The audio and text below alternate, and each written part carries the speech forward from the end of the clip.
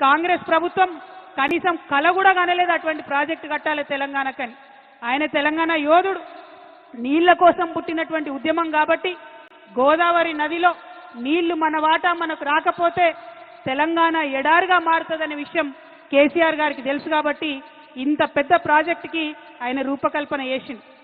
అంతకుముందు రాజశేఖర్ రెడ్డి గారు ప్రాణహిత చేవెళ్ల ప్రాజెక్ట్ అని పెట్టి కేవలం 16 టీఎంసీలు తెలంగాణకు వచ్చేటట్టుగా ప్లాన్ చేస్తే కేసీఆర్ గారు దాన్ని మార్చి 16 టీఎంసీలు నిలవ ఉండడం కాదు 141 టీఎంసీలు నిలవ ఉండాలి అని రిజర్వాయర్లు 15 రిజర్వాయర్లు కట్టిండ్రు.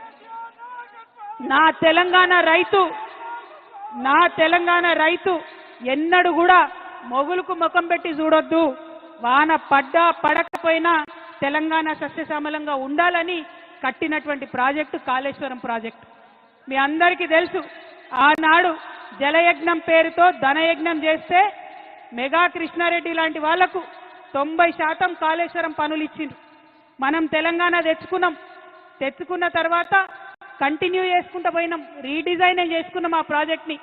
ఇవాళ నిర్మల్కి, నిజామాబాద్కి, కరీంనగర్కి, వరంగల్కి, మెదక్కి, నల్గొండకి, ఖమ్మంకి ఇన్ని జిల్లాలలో లక్షల ఎకరాలకు నీళ్ళిచ్చే ప్రాజెక్టు కాళేశ్వరం ప్రాజెక్టు. డైరెక్ట్గా 20 లక్షల ఎకరాలు, ఇండైరెక్ట్గా ఇంకొక 18.5 లక్షల ఎకరాలకు, అంటే టోటల్గా కాళేశ్వరం పూర్తయితే 40 లక్షల ఎకరాలకు నీళ్ళు వస్తాయి. అవన్నీ పక్కకు పెట్టిండ్రు. కేవలం ఒకటే ఒక కుట్ర, ఏంది? కేసీఆర్కు పేరు రావద్దు. రైతు బంధు ఇచ్చినందుకు కేసీఆర్ని గుండెల్లో పెట్టుకున్నారు రైతులు. వాళ్ళు మర్చిపోవాలి కేసీఆర్ని బద్నాం చేయాలి.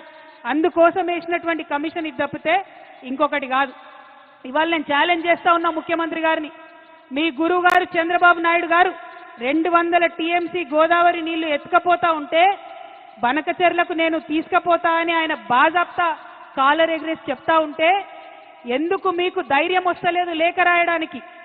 అపెక్స్ కౌన్సిల్ మీటింగ్ పెట్టమని మీరు ఎందుకు అడగలేకపోతా ఉన్నారు? क्या मजबूरी है भाई रेवंत रेड्डी साहब का? कई को नहीं लेटर निकले? हमारा पूरा गोदावरी आंध्रा को लेके जा रहे, हमारा पानी पूरा आंध्रा को लेके जा रहे, क्यों नहीं लेटर लिख रहे? ముఖ్యమంత్రి గారు నేను డిమాండ్ చేస్తా ఉన్నా, గోదావరి పెన్నా లింకేజ్ పేరుతో ఏదైతే ప్రాజెక్టు కట్టి బనకచెర్లకు నీళ్లు తీసుకుపోతా ఉన్నారో అది మీరు తక్షణమే ఆపాలే. మన భూభాగంలో తుపాకుల గూడెం దగ్గరనే ఆ లింకేజ్ పాయింట్ ఉండాలని చెప్పి మీరు ఇమీడియట్ గా కేంద్ర ప్రభుత్వానికి అపెక్స్ కమిటీకి లెటర్ రాయాలని తెలంగాణ జాగృతి తరఫున ప్రభుత్వాన్ని డిమాండ్ చేస్తా ఉన్నాం. అదే విధంగా ఇంకొక మాట మనందరం ఆలోచించుకోవాలి. మనం ఒక చిన్న ఇల్లు కడితేనే అనేక ఇబ్బందులు అవుతాయి, ఏదో ఒక సమస్య వస్తుంది. ఇంత పెద్ద ప్రాజెక్టు కట్టి 40 లక్షల ఎకరాలకు నీళ్ళు ఇవ్వాలంటే చిన్న చిన్న సమస్యలు చాలా వస్తాయి.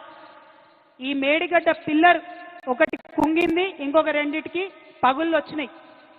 మరి రిపేర్ చేయొచ్చు కదా? రిపేర్ చేసి కేసీఆర్ గారు ఎట్లయితే 20 లక్షల ఎకరాలకు నీళ్ళు ఇచ్చిండ్రో ఇవ్వచ్చు కదా?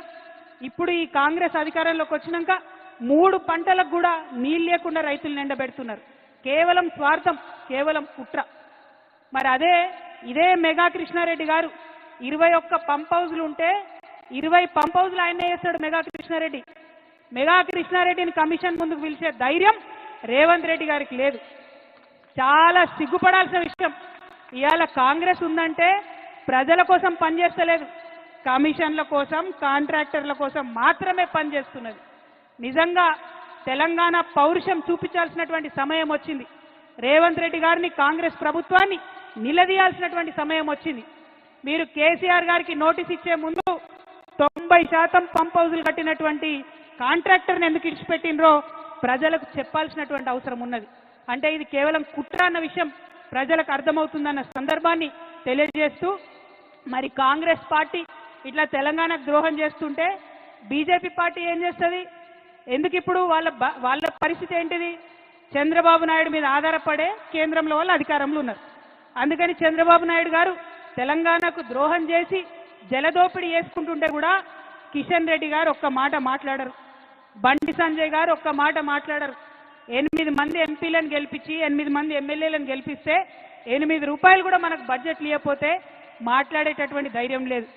బీజేపీ పార్టీలో ఒకడే ఒకడు తెలంగాణ బిడ్డ ఈటెల రాజేంద్రన్ ఉన్నాడు, మరి ఆయనన్నా మాట్లాడతాడేమో అని నేను అనుకున్నా. కానీ గోదావరి నీళ్లు అక్రమంగా చంద్రబాబు నాయుడు గారు తరలించకపోతుంటే ఈటల రాజేంద్రన్న కూడా మాట్లాడలే. అన్నా రాజేంద్రన్న, తెలంగాణ ఆడబిడ్డల తరఫున, తెలంగాణ రైతుల తరఫున, తెలంగాణ జాగృతి తరఫున నేను మిమ్మల్ని రిక్వెస్ట్ చేస్తా ఉన్నా. ఆనాడు ఉద్యమంలో మనం ఏమన్నాం? బీజేపీ నాయకులు పదవుల కోసం పెదవులు మూసుకొని ఉన్నారని చెప్పినాం. ఇవాళ మీరు దయచేసి ఆ అపవాదు తెచ్చుకోకండి. మీరు పార్లమెంటు మెంబర్గా ఉన్నారు, మీరు ప్రధానమంత్రి గారి దగ్గరికి వెళ్ళండి,